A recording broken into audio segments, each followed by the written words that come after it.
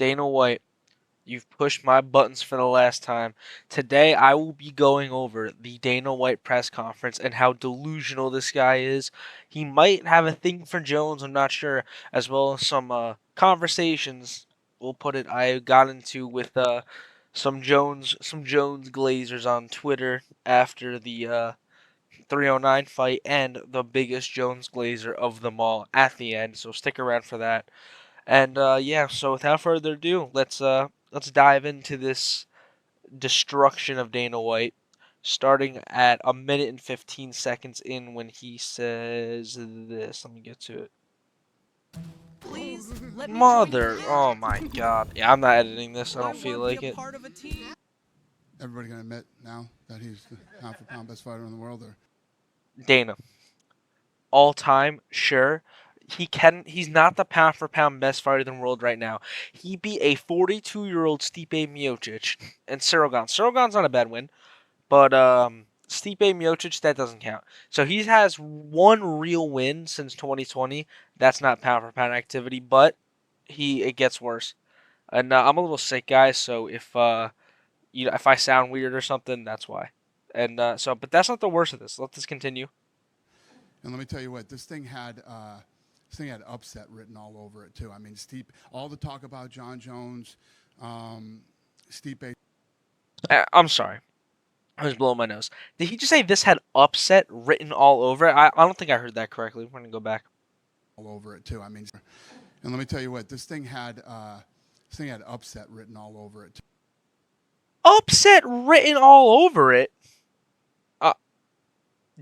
Were we preparing for the same fight? Did somebody pull out and Stipe fill in? Because I don't think for a second anybody thought this was going to be an upset, unless you were coping or like a fake fan. Because like nobody thought Stipe was going to be John Jones. Like, and if you did, you thought it was going to be by I don't know. Nobody thought Stipe was going to win this fight. Literally nobody. This did not have any sort of upset written on it, and that it's complete cope just to try to make your Jones case better. But don't worry, there is more. We're going to a minute 40 this sequence, and we're going to keep pausing and breaking it down. Too. I mean, all the talk about John Jones, Stipe seemed pissed, focused, and he came here to win. He looked good. He was physically in great shape. The list goes on and on, and John literally picked him apart. The jab was unbelievable. Stipe was not in great shape. That fight, he looked so damn bad. Like, Stipe was moving so slow. I don't think he was on his toes at all. He was just on his heels. In the words of Lucas Tracy, he's a plotty plotster. He had no pep in his step. He wasn't bouncy. He was flat-footed on his heels, like just like wobbling all over the cage. Like not like that he was rocked, but he just couldn't get stable enough to stand straight. And he was just his heels smacking on the floor. He was an easily hit object. He was basically a punching bag that knew how to throw the slowest 1-2 I've ever seen in my life. And I would call it a leg kick, but it's more of a leg tap, an inside lead leg tap he would throw. But that's all he threw. Stipe looked terrible. It's okay to admit it. But when you keep trying to say Stipe looked great, it does not help your case at all, Dana. Not at all. And so we're going to skip to 3 minutes. Right here, while he says this. What are your thoughts of Stipe's career and what we saw from him in there? Because Daniel said he looked kind of slow, maybe a little sluggish. But which he did. DC is like one of the only people who kept it real about Stipe being slow, by the way. Just want to throw that out there. I know he's also kind of salty that they are the only two that beat him, but it's for a good reason with Jones. Stipe, not so much. But he was the only one keeping it real, so there's that. But he was landing some shots in there. He looked slow after he took the kicks to the body. Dude, like the body kicks definitely help, but he looked slow from the moment the fight started. He looked slow in the walkout. He looked slow in the press conference. He looked slow hitting pads and training footage. He always looked slow. He was always like obviously not his prime. I'm just saying for this fight, he looked slow the entire process of the fight, from when it was made till he got finished by John Jones. Like it wasn't just the kicks of John Jones that suddenly made him slow. But I have this going until 3:30. I don't even remember what he says. He looks slow. Listen, don't say Stipe. Stipe was in fucking great shape. No, he wasn't. Maybe great shape, like it looked good, but pause, a big fucking pause. But like, maybe he looked like he should have been in good shape, but he was not. You can't tell me that that was a good Stipe Miocic that fought. That was the worst version of Stipe we've ever seen. That was worse than the version that got knocked out by Stefan Struve. Dude, Martian Tybura could have beaten Stipe tonight. Could have. Martian Tybura would have probably would have beaten Stipe tonight. Honestly, like this was not a good version of Stipe. This was a terrible, terrible version of Stipe. This was a shell of his former self, and it was just miserable to watch. It was so sad. It was literally like it was watching a closer version of Mike Tyson versus Jake Paul. The only difference is Mike Tyson actually won the first round off Jake Paul. But yeah. All right. So what else does he say? He came in and he was here to win, and John Jones systematically fucking picked him apart. His fight IQ is off the charts. It is hard talking to people who 99.9% of the media don't know what the fuck they're talking about when it comes to fighting. Amen. Thank you, sir. That guy also glazes Dana White, just like Dana White glazes John Jones. But people who don't know what they're talking about, Daniel Cormier, you're a double champion. You're light heavyweight and heavyweight champion. Just said Stipe looks slow. So what is DC just some? Is DC not know what he's talking about? I had the clip up. DC in the post fight, like post event presser, when it was just him, Anik, and Rogan, by the way, fuck Joe Rogan. He needs to get off commentary. He's a great guy. He did a lot for the sport, but he's just not into it as much. Like he knows what he's talking about for technique, but not about the current state of this sport. I feel like he's a little out of touch there. But Dana White, Dana White is so unaware of everything. He's just coping with the fact that Stipe looked terrible and didn't deserve this fight, and he's trying everything. When everybody saw Stipe looked like a fucking bag of rocks out there, he looked like a boulder. He didn't move, and he just got dominated. It wasn't even close. It wasn't fun. There was no point in that fight from the walkout till the end where I was excited for this fight because I thought anything could happen. Like no, I knew.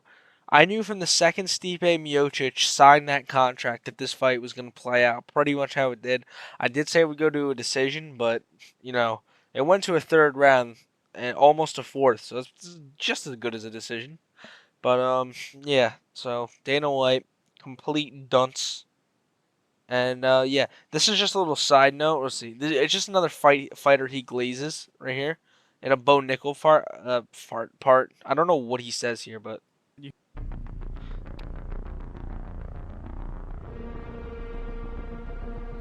You heard the crowd's reaction after Bo won, and they were booing and chanting "overrated." Just how did you kind of process that? Well, we've had these. by the way, Bo Nickal is not like overrated. I mean, maybe a little bit, but that was a it was a good performance technique and for a win wise, but it was just a very boring performance. Like it is not a very fan friendly performance, and I think Bo Nickal and Dana White just have to recognize that. Impressive, yes. Exciting, no. But carry on. I have this go until 12:20. These discussions with Bo. Bo needs work. Bo's an up and coming guy. I know he has big aspirations and wants to move faster than he should, but tonight showed that he still dominated him. He won the whole fight. Yeah, the reason that this guy wants to move up fighting quickly, like move up the rankings quickly, and the fans want him to, it's because you keep putting him on the main cards of pay-per-views. He was on the main event. Not the main event. He was on the main card of UFC 300, the biggest card that in the history of the sport. He was the feature fight at Madison Square Garden. And he fought Cody Brundage in April for 300. And at least Paul Craig is like a known name that there's some element of danger to him. Like it's a step up in competition. But like you keep putting him in these big main primetime spots, and when he doesn't deliver consistently, like Cody Brundage, yeah, he dominated him and won in the second round, but for how good Bo Nickal's hyped up to be, he should be beating Cody Brundage in one round, and it shouldn't be close. Like I get it really wasn't that close, and everybody freaks out because Cody Brundage stuffed and tossed Bo Nickal off of one takedown, even though Cody Brundage has a wrestling background, so it's not like that surprising.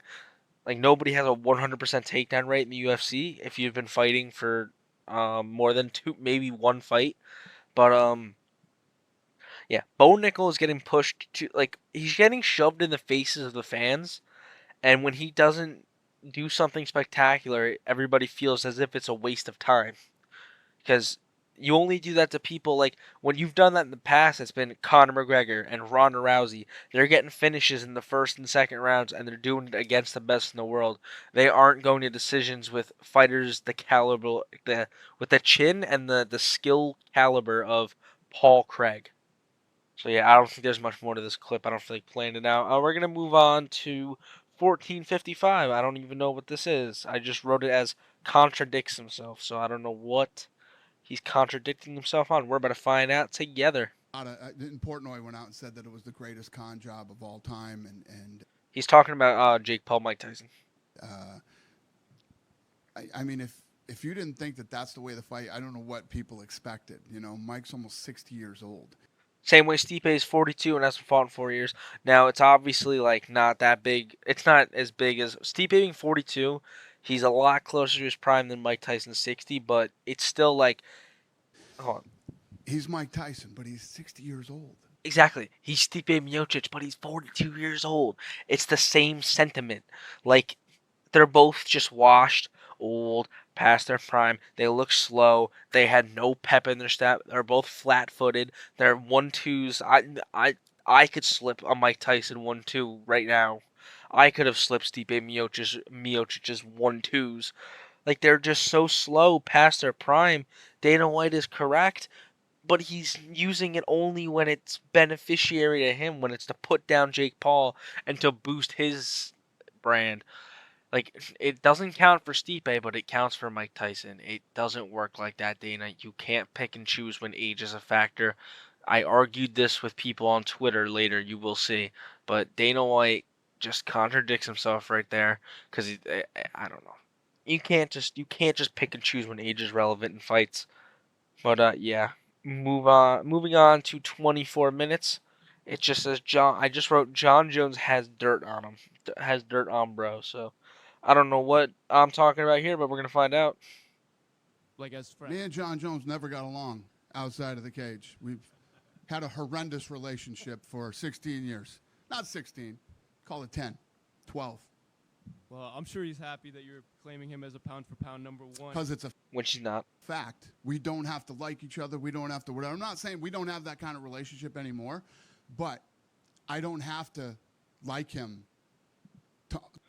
We know you like him, Dana, because when Dana White doesn't like people, he never gives them their credit. He doesn't like Francis Ngannou, never gives Francis Ngannou credit. He didn't like Demetrius Johnson for a time, and during that time, he said he was scared of TJ Dillashaw. Like, Dana White, again, just picking and choosing when things match his agenda, saying that, oh, I didn't agree with John Jones, but that still makes him the GOAT, so if I don't like the guy and still think he's the GOAT, that must make him the GOAT.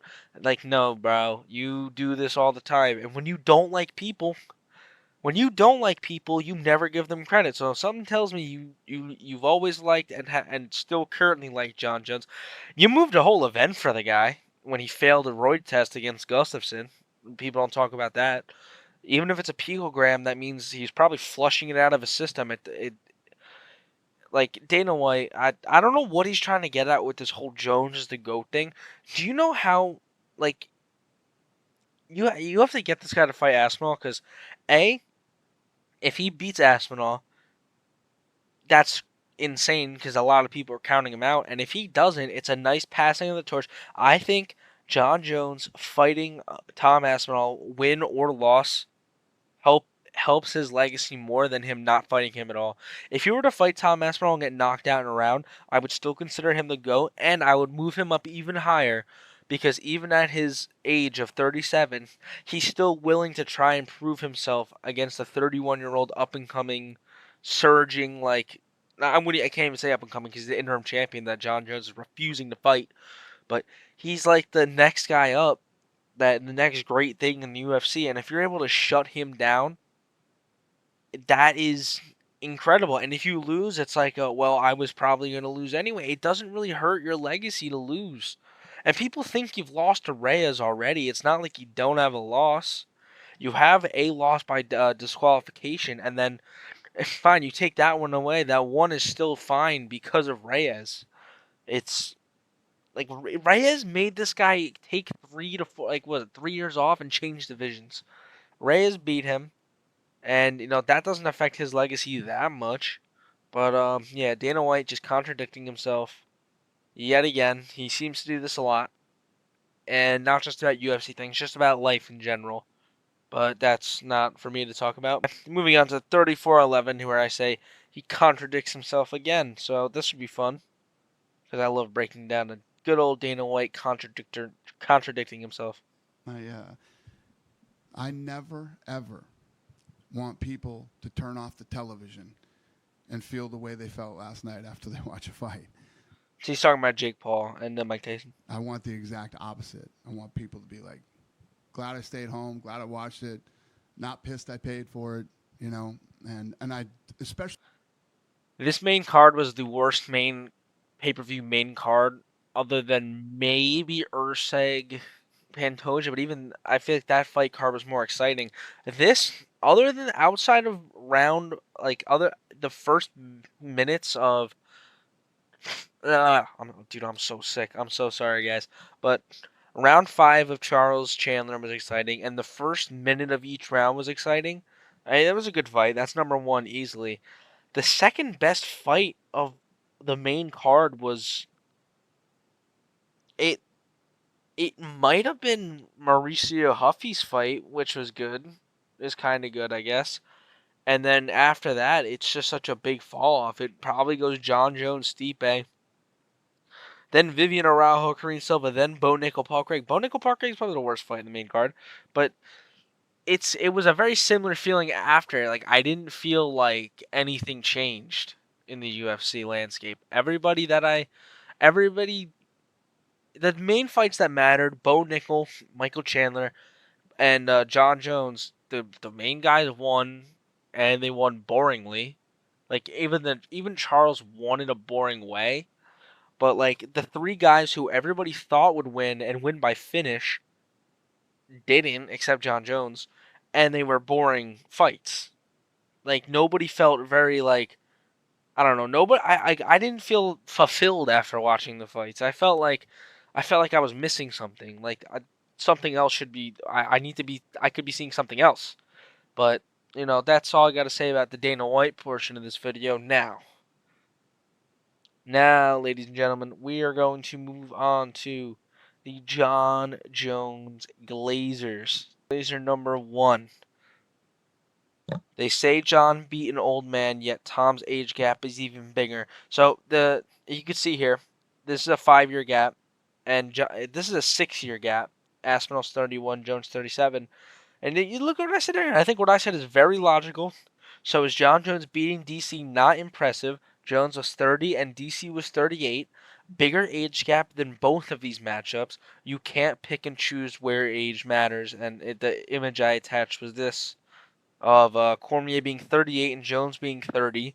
And he has a 12-inch reach advantage. And he's 5 inches taller. And he's on steroids. He's got everything for him. Everything is in the Jones favor. But people don't like to talk about that. It's only that, John Jones is old now. When Stipe's older than John Jones, and Jones is younger than DC when that fight took place, but, that doesn't need to be mentioned. Nobody ever mentions that.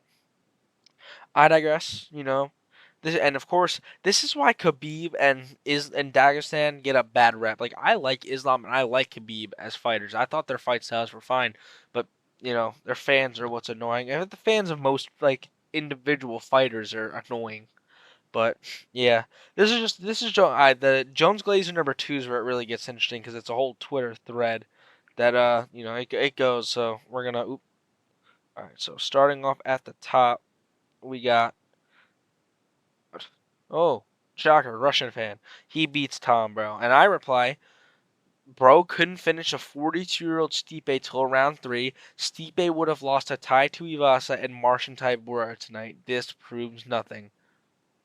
I just don't think this fight proved anything. Like, John Jones looked like still competent on the feet. He looked quick. Like, he looked like he could give Tom Aspinall some problems.